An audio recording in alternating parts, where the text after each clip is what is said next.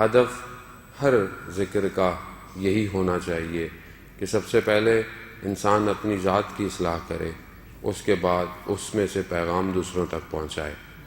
وہ ذکر جو شاید ہمارے حال کو اچھا نہیں کر سکتے، وہ ہمارے آئندہ کو کیا اچھا کریں گے۔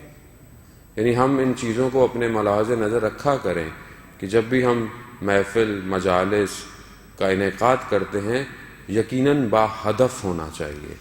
اگر ہدف نہیں ہے تو پھر ہم اپنا بھی وقت اور شاید لوگوں کا وقت بھی ضائع کر رہے ہیں۔ اسلام با ہدف دین ہے۔ اسلام ایسا دین نہیں ہے کہ مثلا پوچھا گیا بعض علماء سے، بزرگان سے، کہ مثلا اسلام جو ہے وہ ان کا اسلام صرف کسی ایک دن یا کسی ایک تہوار کا دین نہیں ہے۔ اسلام جامع ہے، یعنی انسان کی پوری زندگی کے اوپر احاطہ رکھتا ہے۔ یعنی اسلام کہیں ایسا نہیں ہے کہ آپ کو بولے گا صرف مسجد کے اندر آپ مسلمان ہیں، یا مثلا آپ جو ہے وہ جب جمع ہو جائیں تو مسلمان نہیں۔ اسلام حتیٰ آپ کو سوتے وقت کے آداب، آپ کو بیت الخلاء میں جانے کے آداب، آپ کو اپنے کام کرنے کے معاملات کے آداب، آپ کے پڑوسی کے ساتھ آپ کا کیا رابطہ، آپ کا والدین کے ساتھ کیا رابطہ، آپ کا استاد کے ساتھ کیا، یعنی زندگی کے ہر پہلو پر اسلام احاطہ رکھتا ہے۔ لیکن اگر ہم اس کو اپنی زندگی میں شامل نہ کریں اور ہم بھی ہو جائیں اسی طرح جس طرح بعض ادیان ہو چکے ہیں، یعنی صرف وہ کچھ ایک آدھ دن کے لیے اپنے دین کو قائم رکھتے ہیں، کہیں خدا نہ خواستہ ہمارا بھی ایسا نہ ہو جائے کہ جب ہم جمع ہوں تو دیندار نظر آئیں اور جب متفرق ہو جائیں تو اس وقت ہم دیندار نہ ہوں۔ یعنی یا پھر آپ یوں کہہ لیں کہ جب میں آپ کے سامنے ہوں تو آپ کے خوف سے اپنا خیال رکھوں، لیکن جب خلوت میں ہوں، یعنی ایسے ہی ہے نا کہ میں آپ کے ساتھ چل رہا ہوں، آپ معلوم ہو کہ لوگ کیا سوچیں گے، مولانا کیا کہہ رہے ہیں، کیا دیکھ رہے ہیں، لیکن اپنی تنہائی میں یعنی آپ کا تو خوف ہے مجھے۔ خدا جو ہے وہ درجات میں اضافہ کرو، اور آپ کی صلوات علامہ ذیشان حیدر جوادی کے لیے، اللہم صلی علی محمد وعلی محمد وسلم۔ میں ایک ان کا مجلس سن رہا تھا، وہ کہنے لگے کہ ہم جب زمین پر ہوتے ہیں تو بڑے اچھے مسلمان ہوتے ہیں، بڑے سجدے کرتے ہیں، لیکن جیسے ہی پرواز کرتے ہیں ہمارا اسلام بھی پرواز کر جاتا ہے۔ یعنی جب ہم جہاز میں سفر کر رہے ہیں، وہ حالانکہ اپنے زمانے کی بات کر رہے تھے، اب تو خیر زمانہ اور عجیب سا ہو گیا ہے کہ جب ہم جہاز میں سفر کرتے ہیں تو 300 200 سب مسلمان بیٹھے ہوئے ہیں، مسلمان ایئر لائن ہے، مگر نماز کے لیے کوئی بھی نہیں ہلتا۔ ہاں لیکن جب عمرے پہ جا رہے ہوں یہی سارے تو سب نماز پڑھیں گے۔ کیوں نماز پڑھیں گے؟ کہ برابر والا کیا کہے گا کہ بھائی اللہ کے گھر جا رہے اور جہاز میں نماز نہیں پڑھ رہے۔ یعنی کیوں ہے؟ کیونکہ ہم دوسرے کے لیے مسلمان ہیں۔ خدا خلوت میں دیکھ رہا ہے، خدا ہر وقت دیکھتا ہے۔ یعنی اصل شخصیت، اس کا بیہیویئر، اگر آپ ویسے بھی دنیاوی طور پہ بھی کسی شخصیت کو پہچاننا چاہتے ہیں تو اس کا جو اصل بیہیویئر ہے وہ اس کی تنہائی میں ہے۔ وہ اکیلا ہے تو کیا ہے، وہ سوچتا کیا ہے، وہ کرتا کیا ہے۔ معاشرے میں تو شاید لوگ ایک دوسرے کے پریشر کی وجہ سے اچھے ہوں، خلوت بتاتی ہے۔ خوب یہی پیغام ہے کہ اسلام با ہدف ہے۔ جیسے ہی پروردگار نے اپنے اس دین کے لیے، ہر دین کے لیے، پروردگار کے سارے دین اسلام تھے، سب مسلمان تھے، جو پچھلے دینوں پر بھی قائم تھا صحیح طریقے سے وہ مسلمان تھا۔ اب یہ سوال کرنا کہ کوئی ایمان لایا نہیں لایا، یہ عجیب سا ہے کہ جو پچھلے دین پر ہے وہ مسلمان ہے، اور جب وہ مسلمان ہے تو پروردگار نے اپنے بندوں کے لیے ہر چیز کا انتخاب کیا ہے، ایسے ہر کسی کو نہیں عطا کر دیا۔ سورہ ضحیٰ کی جس کی چند آیتوں کی تلاوت کا شرف حاصل ہوا کہ انشاءاللہ اس کے کچھ نکات میں آپ کی خدمت میں بیان کروں گا، کہ بہت سارے علماء کی زحمت کو میں پیپر پہ لکھ کے لایا ہوں کہ آپ کی خدمت میں بیان کروں۔ لیکن پروردگار یہ کہہ رہا ہے کہ جب کیا تم یتیم تھے تو کیا ہم نے تمہاری سرپرستی نہیں کی؟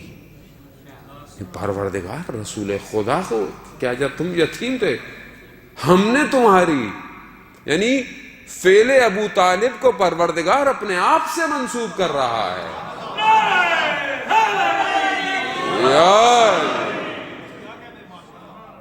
یعنی پروردگار ہے، عجیب ہے، انسان بعض اوقات آیتوں کی طرف توجہ ہو جائے، کچھ کہنے کی کرنے کی ضرورت نہیں ہے کہ جب تم گمشدہ سے تھے تو کیا ہم نے تمہیں راستہ نہیں دکھایا؟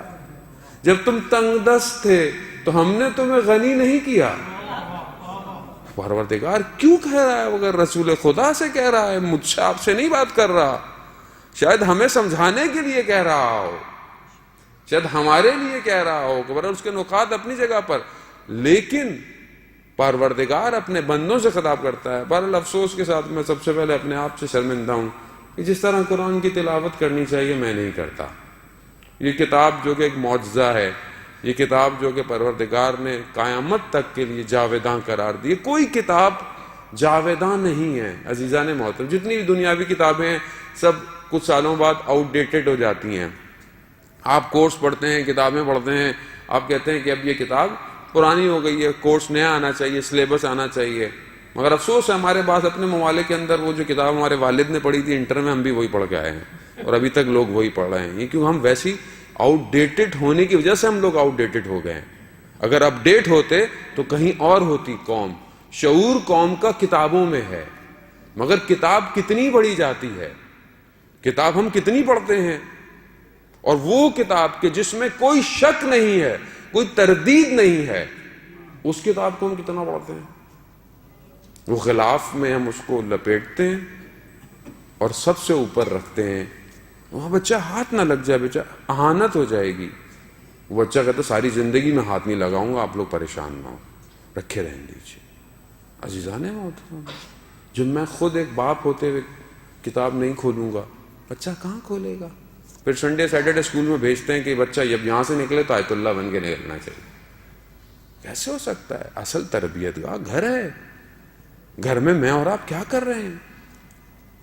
کیا واقعاً اپنے آپ سے پوچھے؟ میں اپنے آپ سے پوچھتا ہوں عزیزان محترم، خود تجربہ کرتا ہے آدمی تو پھر کسی سے کہتا ہے۔ جتنے واٹس ایپ کے میسج میں پڑھتا ہوں اتنا قرآن پڑھتا ہوں۔ میں یہ نہیں کہتا آپ بولیں آغا صاحب وہ تو کام کے میسج ہوتے ہیں، پیغام ہوتا ہے، گھر والوں کے پیغام ہیں، دوستوں کے پیغام ہے، بزنس کا کام ہے، خبریں، خوب اتنا نہیں، حد عقل، حد عقل۔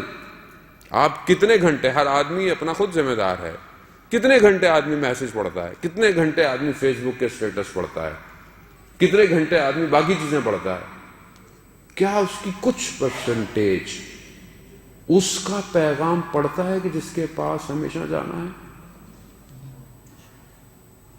خوب ہم ایک دوسرے کو تو بعض اوقات میسج میں دیکھتے ہیں، کہتے ہیں کہ جی وہ آپ آن لائن تھے، آپ نے جواب نہیں دیا۔ آج کل تو لوگوں کے پاس آپشن ہے کہ بھگا پتہ نہ چل دے گا ہم آن لائن ہیں، لیکن وہ جو 24 گھنٹے آن لائن ہے اس سے کتنا رابطہ ہے؟ عزیزان ہم دور ہو رہے ہیں، ہم دور ہو رہے ہیں، یہ اولاد اور نسلیں دور ہو جائیں گی ہم سے۔ بہدف زندگی نہیں ہے ہماری، اس کو بہدف کیجئے۔ جب ان ہستیوں کا ذکر کرتے ہیں، ان کی ایک ایک شخصیت کا ایک ایک قدم بہدف تھا۔ انہوں نے ایسا نہیں کیا کہ کوئی کام بس ایسے ہی بس اٹھے اور سو کے اور انجام دے دیا، نہیں، ان کی زندگیوں میں ایک ایک کام بہدف تھا، بمقصد تھا۔ ایک ایک موومنٹ، ایک ایک چلنا، ایک ایک لفظ، ایک زبان، ہر ایک بات بہدف تھی۔ اور ہم بس اڑ گئے، کر لیا، سو گئے، کھا لیا۔ ہم میں اور ایک عام حیوان میں پھر فرق کیا ہے؟ کہ اگر ہم با مقصد نہیں ہیں،